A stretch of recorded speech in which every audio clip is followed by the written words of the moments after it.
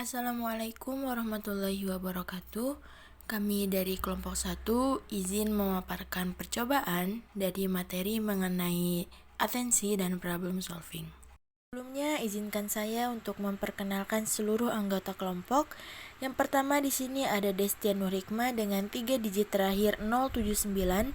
Kemudian ada Ananda Aulia Zahra dengan 3 digit NIM terakhir 093. Selanjutnya ada Muhammad Fazil dengan 3 digit NIM terakhir 095. Selanjutnya ada Erna Meilani dengan 3 digit NIM terakhir 097. Kemudian ada Siti Arimbi Nurul Mukmin dengan 3 digit NIM terakhir 099. Selanjutnya ada Vera Aulia Kartiga dengan 3 digit NIM terakhir 111. Dan yang terakhir ada Siti Nailatul Khair dengan 3 digit NIM terakhir 112. Adapun pembahasan kita kali ini, yang pertama ada teori dari atensi, kemudian ada teori dari problem solving, selanjutnya analisa kasus, dan yang terakhir kesimpulan. Atensi adalah suatu kemampuan yang dimiliki seseorang untuk memfokuskan perhatiannya terhadap stimulus yang ditangkap oleh panca indera. Faktor eksternal yang pertama adalah kontras dan novelty, yaitu sesuatu yang kontras dengan latar belakang dan sesuatu yang baru, berbeda, tidak biasa, akan lebih menarik perhatian. Lalu, stimulus yang terlatih dan familiar. Ketika menemui stimulus yang sudah sangat kita kenal, maka stimulus tersebut cenderung menarik perhatian atau secara otomatis sulit untuk tidak diperhatikan. Faktor eksternal yaitu motivasi dan needs. Kita tertarik pada sesuatu karena pada diri kita ada motif atau kehendak atau keinginan pada sesuatu tersebut. Selanjutnya, pengertian dari problem solving. Problem solving adalah upaya mencari cara yang tepat atau menemukan solusi yang efektif dalam mencapai suatu tujuan. Selanjutnya ada komponen dalam problem solving. Yang pertama ada the initial state, kemudian yang kedua ada the goal state, dan yang terakhir ada the obstacle. Yang pertama ini adalah the initial state. The initial state ini adalah keadaan atau kondisi awal atau disebut dengan realnya keadaan pada saat itu. Kemudian yang kedua ada the goal state. The goal state ini adalah target atau tujuan dan biasanya kondisi ideal atau yang diharapkan oleh seseorang. Kemudian yang terakhir ada the obstacle. Ini adalah rintangan atau hambatan yang dialami oleh seseorang untuk mencapai tujuan yang ia inginkan. Lalu ada beberapa faktor yang mempengaruhi problem solving. Yang pertama ada usia, kemudian ada pengalaman, dan yang ketiga di sini ada jenis kelamin. Lalu selanjutnya ada strategi memecahkan masalah. Yang pertama yaitu the analogy approach, yaitu menggunakan solusi melalui pengalaman sebelumnya. Yang kedua ada hill climbing heuristic, yaitu tidak memiliki input cukup sehingga cara cepat tapi belum tentu tepat. Lalu selanjutnya konsep percobaan, atensi dan problem solving, yaitu keadaan awal tidak bisa membuat kincir angin menggunakan kertas origami. Lalu keadaan tujuannya bisa membuat kincir angin menggunakan kertas origami dengan rapi. Dan hambatannya membuat kincir angin origami tanpa menggunakan gunting dan memberikan stimulus lebih ketika membuat kincir angin.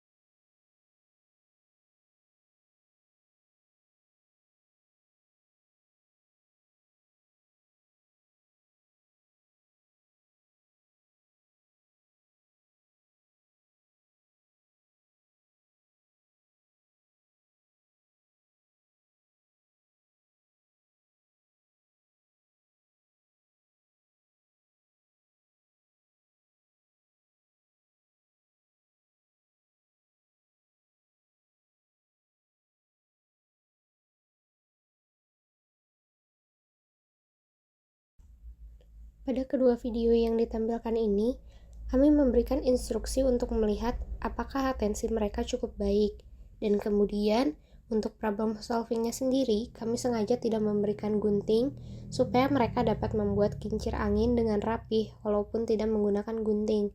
Kami juga memberikan pertanyaan-pertanyaan pada saat mereka membuat kincir angin untuk melihat bagaimana fokus mereka terhadap kincir yang sedang mereka buat.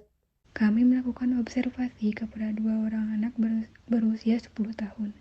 Dari observasi yang telah kami lakukan kepada kedua anak tersebut, yaitu Tania dan Azril, memiliki atensi yang cukup baik dalam merespon instruksi yang telah diberikan.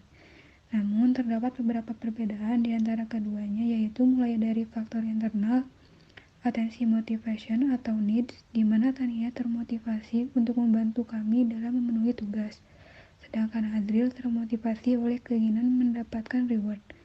Kemudian, dalam faktor eksternal, atensinya Azril mengalami kontras and novelty, karena membuat kincir angin adalah hal yang tidak biasa ia lakukan. Sedangkan Tania memiliki pengalaman sehingga terlatih dan familiar membuat kincir angin. Metode problem solving yang kita lakukan menggunakan visual, yaitu membuat kincir angin, goal set. Kami menggunakan hambatan, obstacle, yaitu membuat kincir tanpa gunting dengan rapi. Azril berhasil melakukannya dengan cara membasahi dengan air liur sehingga kertas mudah disobek dengan rapi. Saat melakukan kegiatan membuat kincir angin, kami juga mulai mengajak subjek untuk diajak mengobrol.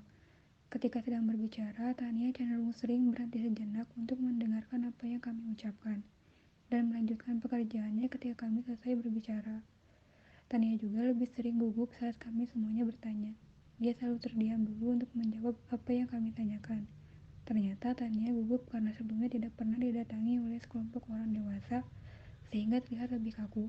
Sedangkan Azril, dia lebih pendiam dan fokus kepada kincir angin ketika kami ajak berbicara, namun tetap merespon apa yang kami ucapkan. Azril terlihat lebih santai ketika kami ajak berbicara, karena saat itu kami melakukan observasi di area terbuka, yaitu lapang voli.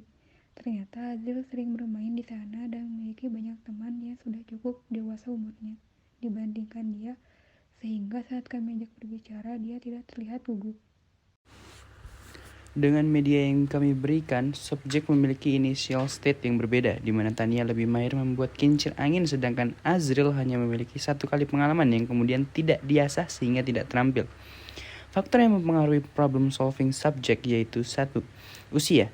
Kedua subjek berusia sama, yaitu 10 tahun. 2. Pengalaman. Tania lebih terampil membuat kincir angin. 3. Jenis kelamin. Dari jurnal yang kami baca, tidak ada pengaruh jenis kelamin terhadap kreativitas.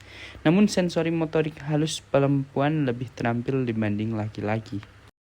Kesimpulannya, metode problem solving yang kita lakukan menggunakan visual, yaitu membuat kincir angin sebagai goal state. Kami menggunakan hambatan, yaitu membuat kincir angin tanpa gunting dengan rapi. Azril berhasil melakukannya dengan cara membasahi dengan air liur sehingga kertas mudah disobek dengan rapi. Dengan media yang kami berikan, subjek memiliki initial state yang berbeda, di mana Tania lebih mahir membuat kincir angin, sedangkan Azril hanya memiliki 1 kali pengalaman yang kemudian tidak diasah sehingga tidak terampil. Baik, sekian presentasi dari kami. Mohon maaf apabila masih banyak kekurangan. Wassalamualaikum warahmatullahi wabarakatuh.